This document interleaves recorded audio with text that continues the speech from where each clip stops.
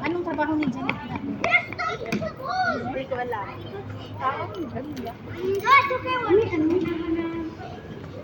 Sabi mo cleaners, walang ano? Grabe ang ano nito ngayon. Mura lang naman yung talaga pasahod nila. Wala naman kasi sa mga pasahod yung malaki. Bakit sa mas May lugar kasi na malaki na yung pasahod. yung turkey daw, malaki. Pero,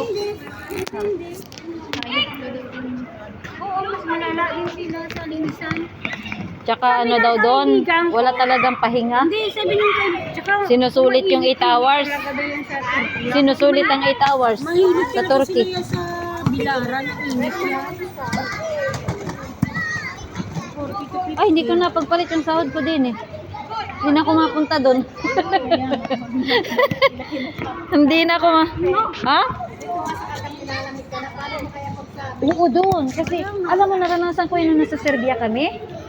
Sabi sa'yo, itong sapatos hindi pwede. Ang baho talaga ng niluluto nila. may balahibo. Ang baho! Ako nga binunod na iniwan ko sa Libanon yung sapatos ko na pagawin, kinikuhan ko na dito. Hindi talaga pwede yung ganito. Alam mo, manhid yung paa mo sa ilalim. Manhid na manhid. Manahigin pa Libanon. Nung nagpunta kami ng Serbia, hindi, buta talaga. Na may foam sa loob. Ay! Yun.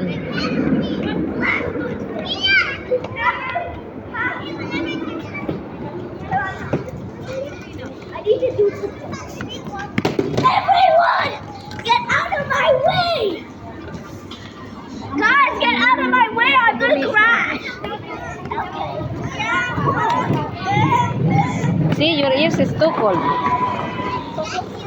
Sit down here, baby. Sit down here. Aywan ko.